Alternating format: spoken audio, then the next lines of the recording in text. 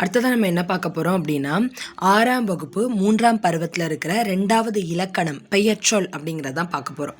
மரம், பள்ளிக்கூடம், சித்திரை, கிளை, இனிப்பு, பாடுதல் ஆகிய சொற்களை கவனியுங்கள். இவை அனைத்தும் பெயரை குறிக்கின்றன. ஸோ மரம், பள்ளிக்கூடம், சித்திரை, கிளை, இனிப்பு, பாடுதல். ஸோ எல்லாமே பாருங்கள், எல்லாமே வந்து சப்ஜெக்ட், எல்லாமே நேமிங் வேர்ட்ஸ். இனிப்பு அப்படின்னு சொல்ல கூட ஸ்வீட் அப்படின்ற மீனிங் தானே. ஸோ அதுவும் என்னது தான், சப்ஜெக்ட் தான், நேமிங் வேர்ட் தான்.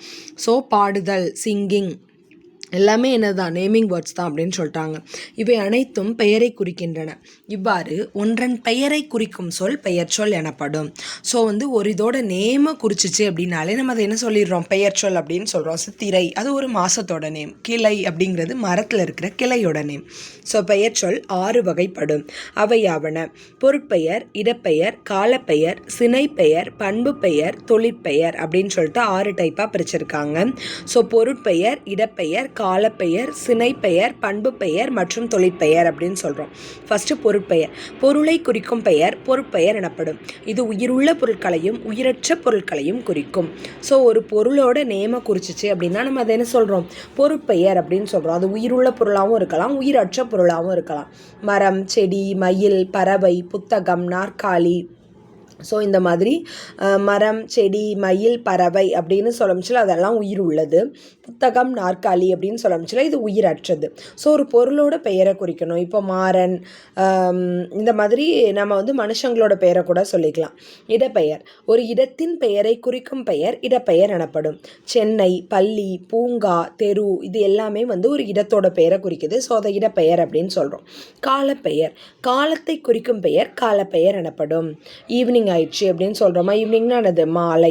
நிமிடம், நாள், வாரம், சித்திரை, ஆண்டு எல்லாமே என்னது, காலத்தை குறிக்குது. அதனால அது காலப்பெயர்னு சொல்கிறோம். சினைப்பெயர். பொருளின் உரிப்பை குறிக்கும் பெயர் சினைப்பெயர் எனப்படும்.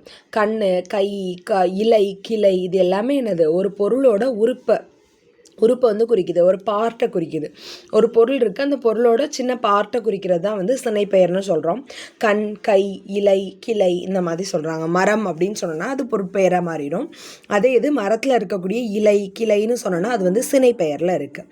பண்பு பெயர். பொருளின் பண்பை குறிக்கும் பெயர் பண்பு பெயர் எனப்படும். வட்டம், சதுரம், செம்மை, நன்மை.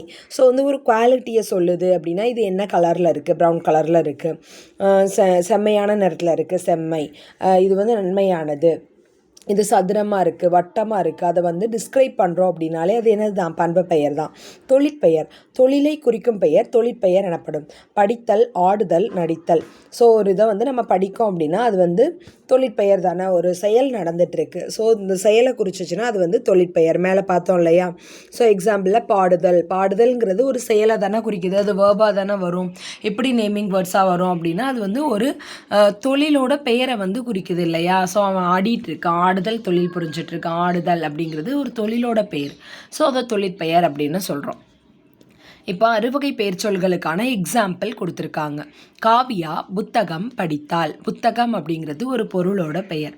காவியா பள்ளிக்கு சென்றாள். பள்ளி அப்படிங்கிறது ஒரு இடத்தோட பெயர். காவியா மாலையில் விளையாடினாள். மாலை அப்படிங்கிறது காலத்தோட பெயர். காவியா தலை அசைத்தாள். தலை அப்படிங்கிறது சினை பெயர். காவியா இனிமையாக பேசுவாள். பண்பு பெயர். காவியாவுக்கு நடனம் ஆடுதல் பிடிக்கும். ஆடுதல் அப்படிங்கிறது ஒரு தொழிற்பெயராக இருக்குது அப்படின்னு சொல்லி முடிச்சிட்டாங்க. ஸோ நம்ம இப்போ என்ன பார்த்துருக்கோம் அப்படின்னா பெயர்ச்சொல் தான் பார்த்துருக்கோம். பெயர்ச்சொல் வந்து 6 டைப்பாக இருக்குது. பொருட்பெயர், இடப்பெயர், காலப்பெயர், சினைப்பெயர், பண்பு பெயர், தொழிற்பெயர்னு. ஜஸ்ட் ஒரு பொருளோட பெயரையோ ஏதோ ஒரு இதோட நேமை டிஸ்கிரைப் பண்ணிச்சுனாலே அதை வந்து நம்ம பெயர்ச்சொல் அப்படின்னு சொல்லிடுறோம். ஸோ இந்த 6 டைப்ஸ் என்ன சொல்கிறாங்கன்னா, பொருளை குறிச்சா பொருள் பெயர்.